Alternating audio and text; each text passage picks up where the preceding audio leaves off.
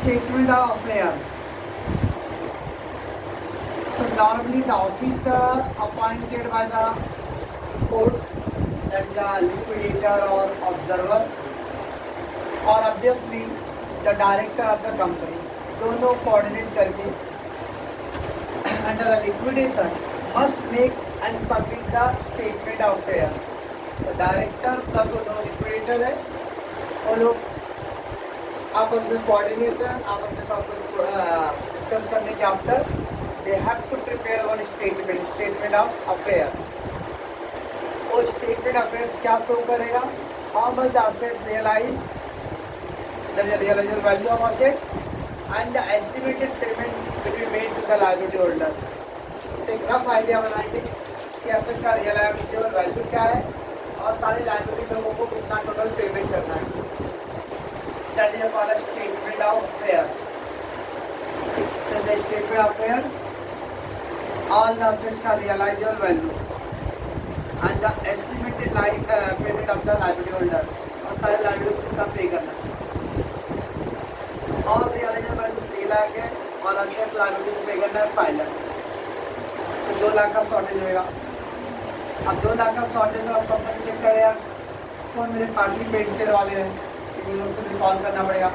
तो कॉल से नजर रिसीव, फिर कॉल अगर पार्टी पेड है तो उसको फुली पेड कॉल करना है. उसके बाद जगह कम पड़ रहा है तो हम लोगों को पास्ट जो कंट्रीब्यूटरी हो लोगों को अलग कॉल करना पड़ेगा. तो that's why they have to prepare one रफली एस्टिमेटेड अफेयर्स. वो अफेयर्स क्या सोचेगा? All the estimated value of the asset realise estimated realisable value. Estimated मतलब रियल नहीं है. लिक्विडेशन से पहले कंपनी का ऑपरेटिंग कल बोला रहता है.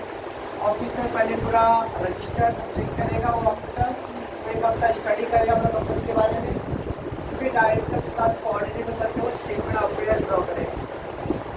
वो आप स्टेट ऑफ अफेयर्स के थ्रू एक अंदाज में भाई मशीन है इसका मार्केट में 2 लाख, बुक पे 2 लाख निकल के मार्केट का 1 लाख 80 हज़ार मिलेगा. बिल्डिंग है उसकी वैल्यू 10 लाख है लेकिन मार्केट में 8 लाख मिलेगा. इस तरह से रफली एस्टिमेटेड असेट्स का वैल्यू एंड सारे लायबिलिटी होल्डर का जो भी वैल्यू रहेगा उसका एक स्टेटमेंट ड्रॉ करेगा. इससे they will come to get the idea whether we are getting the shortage of fund और द एक्सेस ऑफ फंड. अगर शॉर्टेज ऑफ फंड है तो they have to be call से रिसीव करना पड़ेगा, तो लोग को नोटिस देना पड़ेगा. अनपेड कॉल जब रहेगा, अगर लोग पार्टली पेड रहेगा तो उसको फुली पेड करने में कॉल करना पड़ेगा. उससे भी कम पड़ेगा तो फिर they have to call the past activities. ये सारी चीज़ें रहेगा. और फिर वो स्टेट ऑफ अफेयर्स के नीचे एक लिस्ट जो आएगा, तो देखिए 1 2 3 4 5 6 7 8 लिस्ट. पहला लिस्ट में लिस्ट ए, ऐसे कौन से असेट्स है जो किसी पर्टिकुलर लायबिलिटी पे सिक्योर्ड नहीं है. क्योंकि अगर मान लो मशीन सिक्योर्ड है तो आपको हक नहीं मिलता उसको बेचने के लिए, वो लायबिलिटीज का अगेंस्ट, वो असेट्स दैट लायबिलिटी का अगेंस्ट है.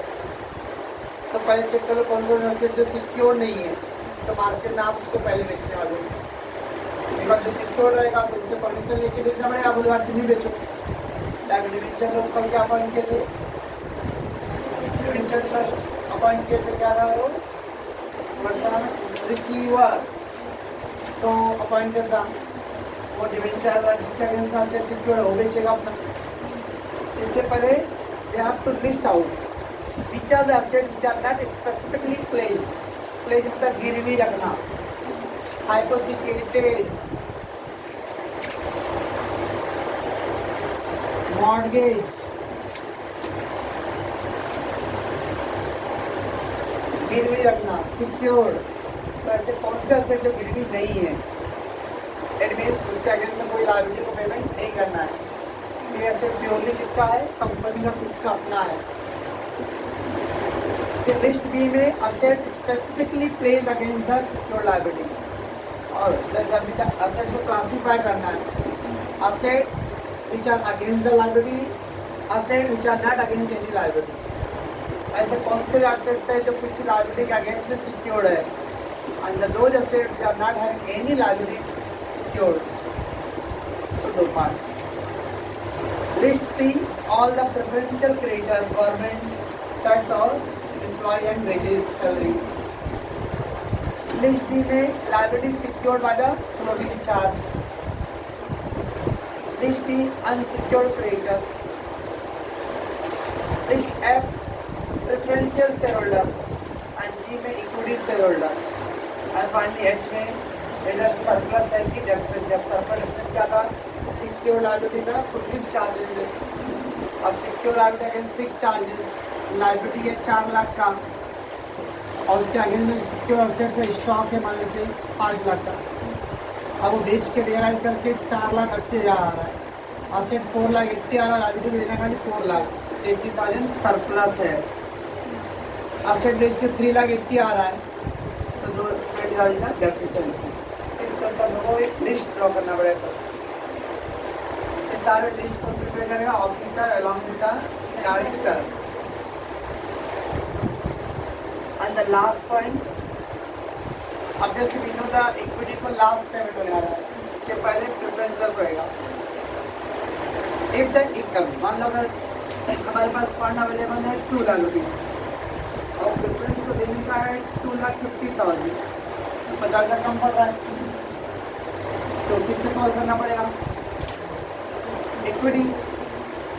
इक्विटी लोग आके इक्विटी बोले भाई आप लोग अपना पैसे दो, लेकिन सपोज सारे इक्विटी लोग फुल्ली पेड है, ये पार्टली पेड रहेंगे तो लोग पेमेंट करेंगे, फुल्ली पेड है तो नहीं पे करेगा। तो अगर इक्विटी शेयर फुल्ली पेड है और कंपनी का इतना सफिशिएंट फंड नहीं तो प्रेफरेंस को पूरा पेमेंट कर सकता है, तो कंपनी में सॉरी सर हमारे पास 2 ही लाख है तो 2 ही लाख देंगे आप।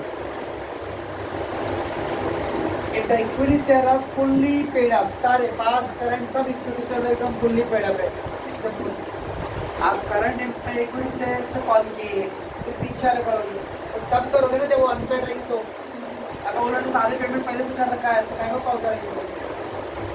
If the equity share are fully paid up and insufficient balance left for the preference holder, then pay the whole available amount to the preference। जितना अवेलेबल हमारे पास है 2 लाख है, तुमको 2 ही लाख दे दो बस, 50,000 प्रेफरेंस होल्डर का लॉस होगा क्योंकि और पैसा ही नहीं अवेलेबल।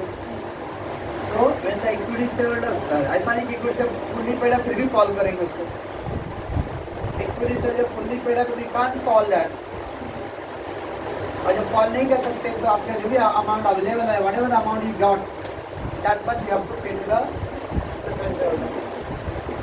बट इक्विटी शेयर अगर पार्टली पेड रहेगा तो मेरे को उनको कॉल करना पड़ेगा।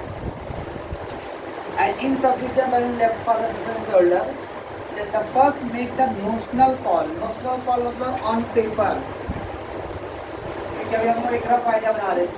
तो बैलेंस कितना हमारे पास अवेलेबल है 2 लाख रुपए, देना कितना है 2.5 लाख रुपए। तो देखो कि इक्विटी शेयर पे कितने कॉल सिनेरियो है, हमारे बड़ा कॉल सिनेरियो 15,000 है और पीछे के प्रेफरेंस होल्डर है इक्विटी होल्डर लोग तो लोग 50,000 30 लाख का और लेने का है, इसका मतलब 45,000 और आ जाएगा। ये अभी आया नहीं तो मैं ख्याली पुलाव पका रहा हूँ कि आएगा, तो 45,000 आएगा, तो 45,000 और 2 लाख तो 2,45,000 हो जाएगा। अभी 2,45,000 इसको पे करेंगे लोग preference holder. So equity share partly paid up and insufficient balance left for the preference holder, then first make the notional call. Notional call मतलब ओनली ऑन पेपर पे मैं अज्यूम कर रहा हूँ कि हम लोगों ने इनको कॉल किया है और ये भी अज्यूम कर रहे हैं कि लोग हम लोगों ने पेमेंट सिंसियरली करेंगे, क्योंकि जरूरी है कि जिसको कॉल किया सबके सब पेमेंट टाइम पे करने वाले हैं।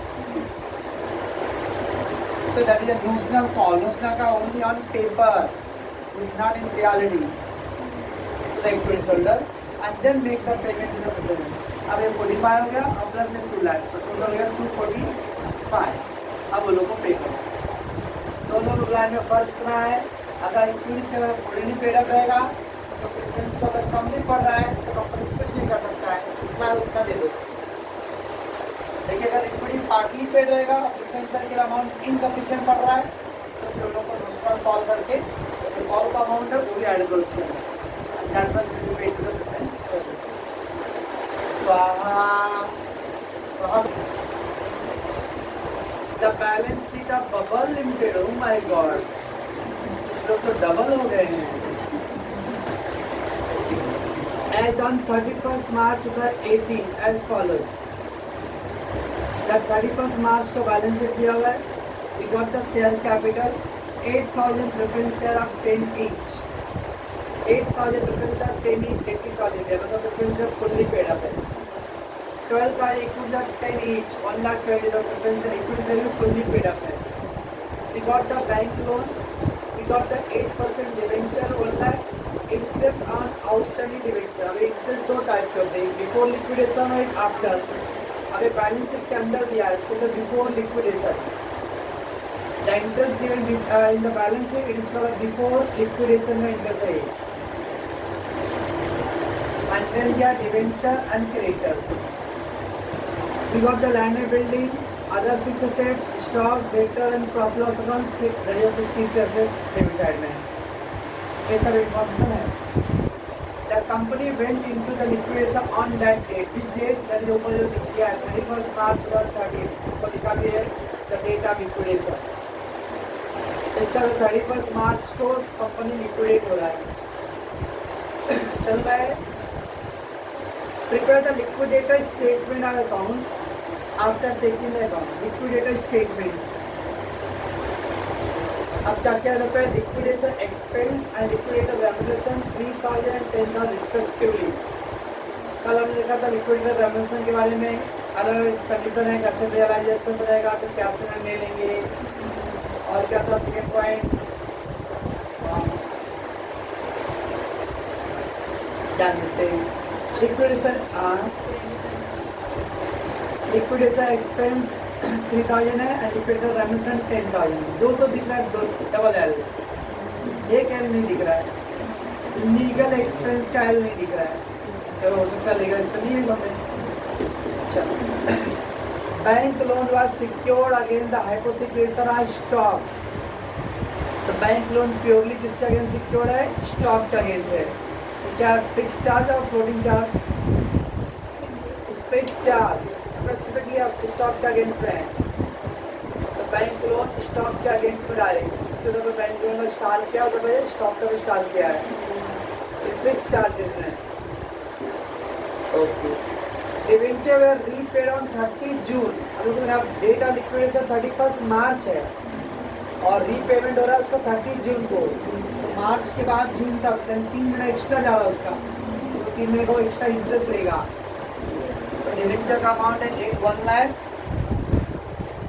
8% एंड 3 मंथ के लिए 2,000 रुपये। 3 4 12 4 2 8 2,000 रुपये। ऑलरेडी पहले से डिबेंचर का इंटरेस्ट था 8,000 रुपये। ये 8,000 इंटरेस्ट था बिफोर लिक्विडेशन और ये 2,000 हो गया after liquidation. So this is the before liquidation and that is after liquidation. So debenture were repaid on the 30 June. Repaid on the 30 June दिया और date of liquidation March. तो 31st March के बाद जून में पेमेंट हो रहा है, तो 3 महीने को इंटरेस्ट छोड़ेगा नहीं, it will take time. Fixed asset were realized at book value. Fixed asset को ना book value पे realize हो रहा है। ऊपर fixed asset क्या है, बिल्डिंग 25,000 का, अदर फिक्स एसेट 2 लाख रुपये, तो 2,25,000 का फिक्स एसेट आएगा। And current assets at 90% book value. अब करंट एसेट में क्या, स्टॉक डेटर दो है, ये दोनों का 90%। अब 5,25,000 का 90%, 5,25,000 का 90%, 4,94,000 4 लाख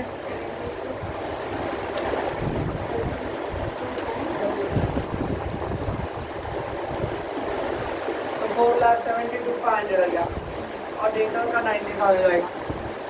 तो स्टॉक करंट एसेट्स 90% पे आ रहा है और डेटर का कितना पूरा बुक वैल्यू आ रहा है, तो फिक्स एसेट का पूरा बुक वैल्यू आ रहा है बस। और कहीं पे बोला है कि call scenario share preference fully called है, इक्विटी फुल्ली है, can't call the call scenario, सही नहीं तो बस। और कीजिए मैडम सबसे पहले नो क्वेश्चन भी statement of order of payment draw करना पड़ता है। Statement of payment of order of payment, so particular है rupees. First you have to write the cash bank, opening balance, I think मैंने वो लिख के दिया हूँ स्टेटमेंट ऑफ फॉर्मेट, ये तो बहुत कुछ दिया है। चलो कैश बैंक दिया है कहीं पे, कैश बैंक ओपनिंग बैलेंस की सारी जगह कैश दिख रहा है, कहीं पे नहीं दिख रहा है कैश। चलो मैं add assets realise, assets realise, अब कौन सा असेट आप बेच रहे हो। चलो पहला दिया है land and building, first land and building, कितना अमाउंट है 25। नीचे क्या बोला था, fix asset realise at book value, so book value तो फिक्स का 25,000 पूरा मिल जाएगा। Other fix assets, other fix asset का कितना मिलेगा, उसका ही बुक वैल्यू मिलेगा, तो बुक वैल्यू कितना है कंप्लीट 2 लाख बराबर है। देन स्टॉक 5,25,000 है और 90% वैल्यू रियलाइज हो रहा है 4,72,500 लाइट है।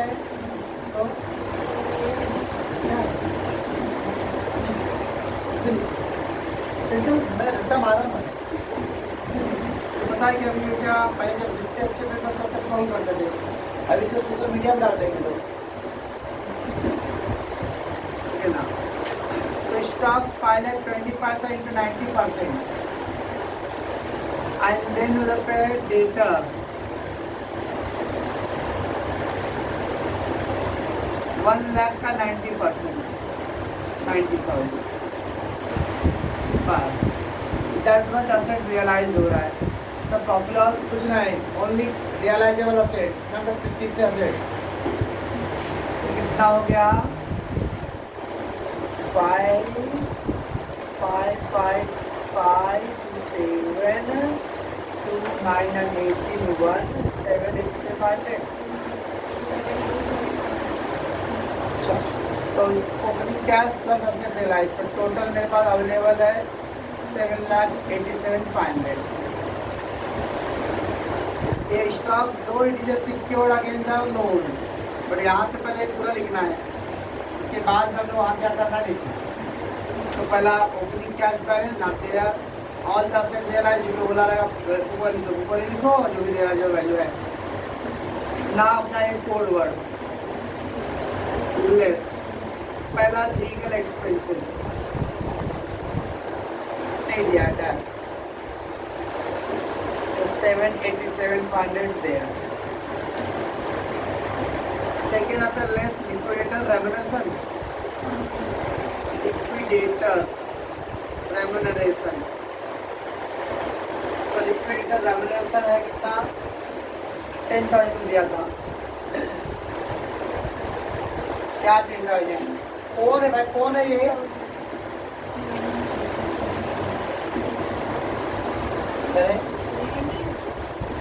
तो बोल रहा हूँ सारा समझ लेना, इसको तो नहीं बोल सकता हूँ।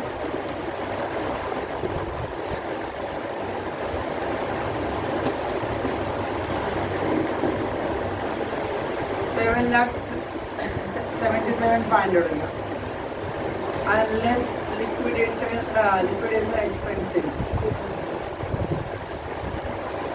कृपया शांति बनाए रखें।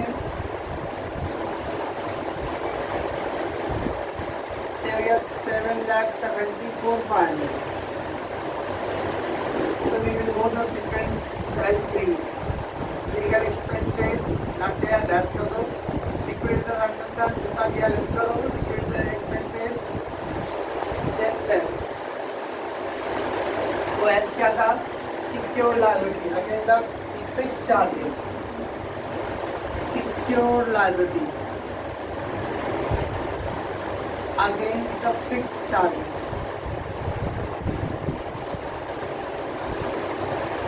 है क्या कुछ ऐसा सिक्योर्ड आरबीआई के तरफ फिक्स चार्जेस या वी हैव बैंक लोन। ऐसा क्वेश्चन हो जाए कि बैंक लोन अपना लोन में से 10% माफ कर दे रहा है। अगर ऐसा दिया रहेगा कि बैंक लोन 90 पे ही सेटल हो गया, 90% पे या 80% सेटल हो गया या 5% वाला डिस्काउंट दे दिया है, तो उतना माइनस करके लिखिए यहाँ पे, कुछ नहीं बोला तो पूरा ऊपर ही लेना पड़ेगा 4 lakh. So we got 3,74,500.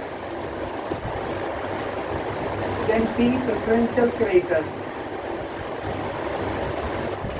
Preferential creditor. उसमें होता है गवर्नमेंट टैक्सेस एंड लेबर का एम्प्लॉय का सैलरी का हिसाब कुछ दिया है, टैक्स और सैलरी के बारे में नहीं दिया। Tax 374,500 still there left. उसके बाद था क्या, liability against secured less, liability क्या था, secured liability secured against floating charges, secured against floating charges.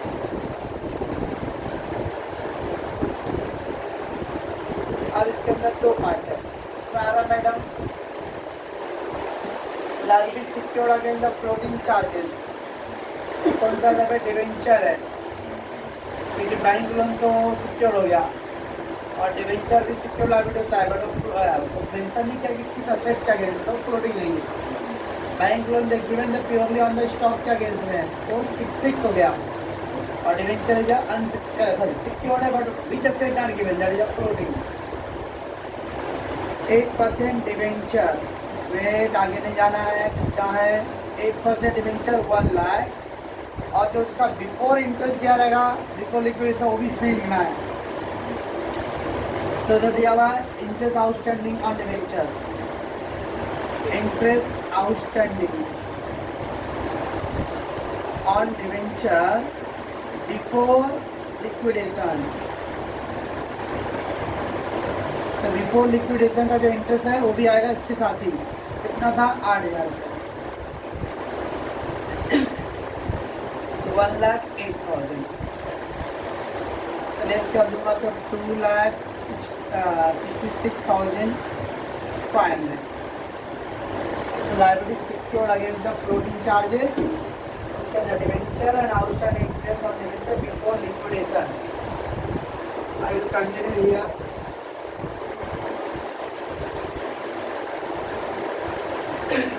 चलो मैं कोड वर्ड पे जा रहा हूँ, अपना एल हो गया, इसका यू क्या था, unsecured creditor less, unsecured creditor, unsecured creditors. क्या दिया, अनसिक्योर्ड क्रेडिटर वाले को क्रेडिटर ही दिया हुआ है। क्रेडिटर का कुछ बोला है कि कितने परसेंट अमाउंट ले रहा हूँ, 80% 90% कुछ बोला है, नहीं बोला तो बोले लेगा पूरा। क्रेडिटर्स 2 लाख, कितना आ गया 66,500 बैलेंस लेफ्ट हो गया। आपका अनसिक्योर्ड का था इंटरेस्ट आफ्टर लिक्विडेशन वाला है, accrued interest after liquidation।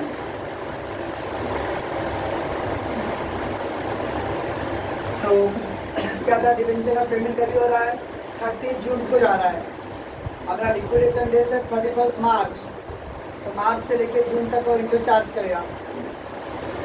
कितना आएगा इंटरेस्ट ऑन डिवेंचर,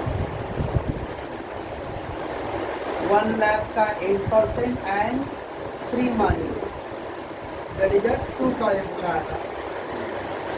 ये हो गया 64,500। उसका पी क्या है, preference holder less preference holder. अब प्रेफरेंस टोटल अमाउंट 80,000 है, लेकिन तेरे पास अवेलेबल है खाली 64। अभी वो लास्ट एकदम सेकंड लास्ट में हो गया आपकी का। अगर प्रेफरेंस है तो इनसफिशिएंट हो रहा है और इक्विटी फुल्ली पेड है, तब तो जो है वही दे दो। अगर इक्विटी शेयर पार्टली पेड होता था तो हम लोग उनको नोशनल कॉल करते थे, ये पार्टली पेड है, fully paid equity share, equity fully paid है, तो उन लोग को हम लोग कॉल नहीं करवाए देने के लिए। तो इसका मतलब वो जो अवेलेबल अमाउंट है that much you have to pay. Preference share holder 64, तो amount available for equity share, last equity share amount available for equity share holder dash, preference share नहीं पूरा हो रहा तो इक्विटी को क्या आएगा, तो डैश। ये था statement of order of payment. Now we have to draw the books of our limited liquidators final settlement of account। तो इधर रिसीव साइड है, इधर पेमेंट साइड है। अब रिसीव साइड में पहला ओपनिंग कैश बैलेंस और कैश बैंक, ना क्या कुछ कैश ओपनिंग है नहीं। फिर असेट रियलाइज, असेट्स रियलाइज,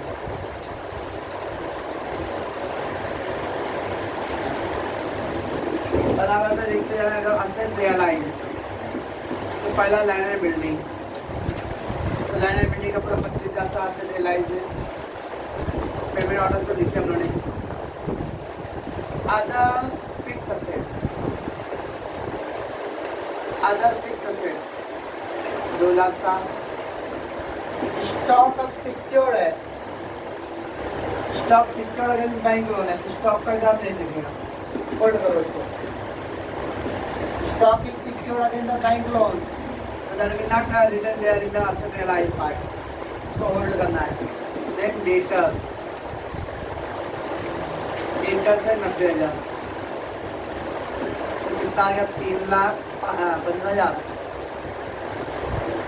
और पैसे बच गया लेना नहीं 3,15,000। अगर मैं क्या बोल रहा हूँ, तो asset realise, land and building लिखे हम लोगों ने, अदर फिक्स असेट और डेटा। स्टॉक के लिए निकाल कि स्टॉक बैंक के लोन में आगे फिक्स फिक्स चार्ज में सिक्योर्ड है, वी कांट राइट देयर। हम लोग उसका नेट इफेक्ट डालेंगे सरप्लस और डेफिसिट।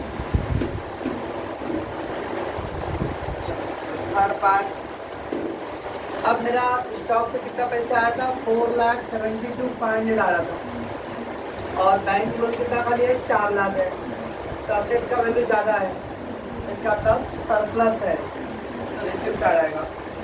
अगर कम होता तो डेफिशिएंसी पेमेंट चढ़ आता था,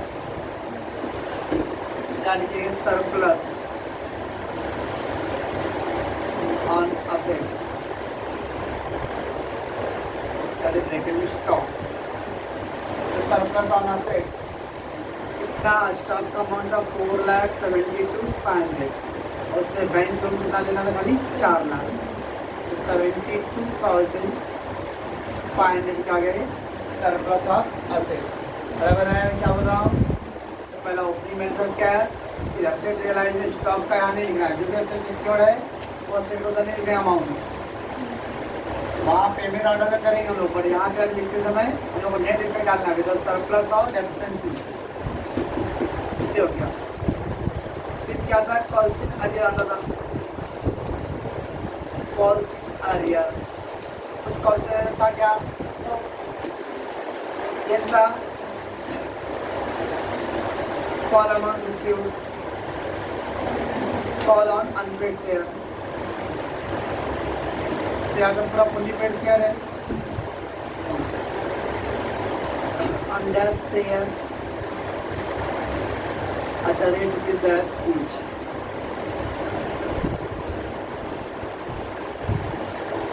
डैश बस इस साइड इतना ही हो गया। अब हम लोग को पेमेंट साइड जाना है। पेमेंट में पहला क्या है, L legal expenses, legal expenses dash. Second क्या आता है, लिक्विडेटर रेम्यूनरेशन, लिक्विडेटर रेम्यूनरेशन क्या था 10,000। थर्ड क्या आता है, लिक्विडेशन एक्सपेंसेस 3,000 बराबर है। अब उसके बाद secured liability against floating charge, fix charge का पॉइंट नहीं लिखना है, और अरे उसके अंदर उस हिसाब से जाएंगे तो हम लोग LQSPL UIPE था ना, ये 3 तो लिखा उसका, ये तो डायरेक्टली सेटल हो गया, सेटअप हो जाता है। ये जो प्रेफरेंशियल क्रेडिटर है और अनसिक्योर्ड क्रेडिटर दोनों को एक साथ लिखना है, इसको ज़्यादा सीक्वेंस चेंज होएगा। ये तो नेट इफेक्ट आया हो गया, बैंक लोन में बोल रहा है। अब प्रेफरेंशियल क्रेडिटर और अनसिक्योर्ड एक साथ लिखेंगे। तो ये क्या था, लायबिलिटी अगेंस्ट फ्लोटिंग चार्ज वाला था भाई, वो लिखना है, आगे भागना नहीं है। तो liability secured against floating charges,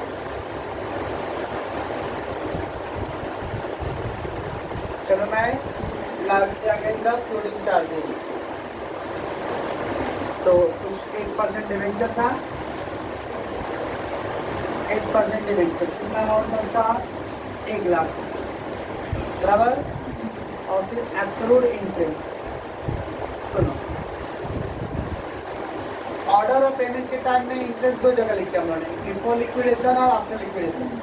जब हम लोग यहाँ पे स्टेटमेंट बनाएंगे ना तो उसमें दोनों इंटरेस्ट एक साथ होता है। उधर ऐसा इसलिए करते हैं कि कितना हमारा बैलेंस अवेलेबल वो मालूम नहीं था, इसलिए हम लोग अरेंज करते हैं। अब यहाँ तो मालूम है किसको कितना देना है, वो ऑर्डर पेमेंट में सब लिखा हुआ पूरा। तो एक्रूड इंटरेस्ट 8,000 था बिफोर वाला और 2,000 था आफ्टर वाला, ये वाला, ये दोनों इंटरेस्ट रिक्वेस्ट के अंदर एक्रूड इंटरेस्ट है बिफोर और वो दोनों का ऐड करके यहाँ पे हम 3.5 ऑर्डर और पेमेंट में अलग लिखेंगे हम लोग। पर जब इक्विटी फाइनेंस सेटलमेंट ड्रॉ करेंगे तो एक्रूड इंटरेस्ट का दोनों एक साथ होना है, बिफोर वाला और आफ्टर वाला 10,000। इसका मतलब डिवेंचर कितना देना था, 1,10,000 हो गया। फिर क्या था, क्रेडिटर्स, पहले तो पहला है प्रेफरेंशियल क्रेडिटर्स, हाँ अनसिक्योर्ड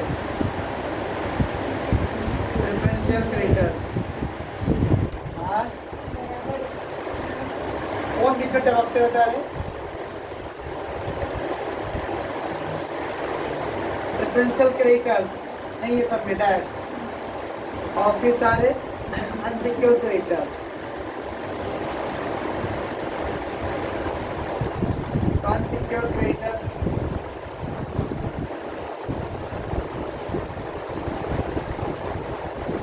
कितना देना है, 2 लाख रुपये देना है अनसिक्योर्ड क्रेडिटर को, क्रेडिटर था ना 2 लाख, बस ये हो गया 2 लाख। अब इसका क्या था, पेमेंट टू कंट्रीब्यूटरी है ना, और यहाँ लगा नहीं, हाँ एक बार बता देता हूँ। अभी सरप्लस आया तो अपने यहाँ लिख दिया सरप्लस, और डेफिशिएंसी आते तो सर कहाँ लिखता, अनसिक्योर्ड में डेफिशिएंसी लिखेगा अगर आएगा तो। एक तो सरप्लस आया तो सरप्लस का एंड इधर हो गया रिसिप्ट साइड, डेफिशिएंसी आया तो हम लोग यहाँ लिखेंगे क्रेडिटर वाले में अनसिक्योर्ड के साथ। अब 6 है पेमेंट टू कंट्रीब्यूटरीज, बराबर है। मैं बाहर किया भूल जाऊँ हो जाता है, इसका कमजोर हो गया, लेकिन नहीं बोल सकता, भूल चुक माफी गया भी। पेमेंट टू कंट्रीब्यूटरीज, अब पेमेंट टू कंट्रीब्यूटर का पहला था प्रेफरेंशियल होल्डर का, प्रेफरेंशियल होल्डर। अब वो लोग में कितना पैसा बचा था, आपको 64,500 बचा था, तो ही देना पड़ेगा 64,500। सुनो अगर लिखा तो कुछ ₹10 on that share at the rate of ₹10, वो कैसे करेंगे। मेरे पास कितना प्रेफरेंशियल है, 8,000 है, 80,000 वालों का 2 था, लेकिन तो था ही नहीं हमारे पास, इतना ही दिया। इसका प्रेफरेंशियल भी अपना हिसाब करें ना भाई, कि 64 मिला 8,000 शेयर पे, तो हर एक शेयर को मुझे कितना मिला, तो 64,500 अपॉन 8 कर दूँ, 8,000 सॉरी 8,000 प्रेफरेंशियल है ना, नंबर ऑफ शेयर डिवाइड कर दो, ₹8 062 क्या आ गया?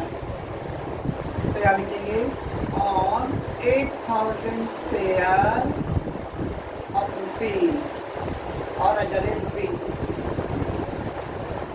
8.063 कर दो, 063 each।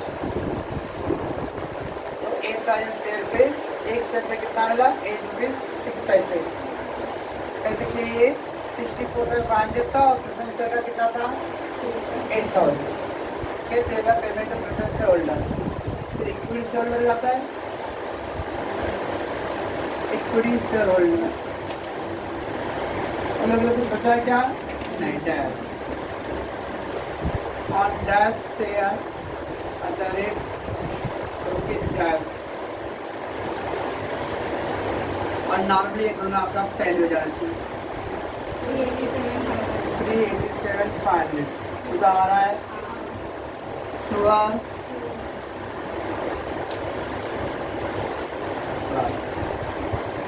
सब था यार, ये अलग लगा कुछ। अब मैडम क्या करेंगे?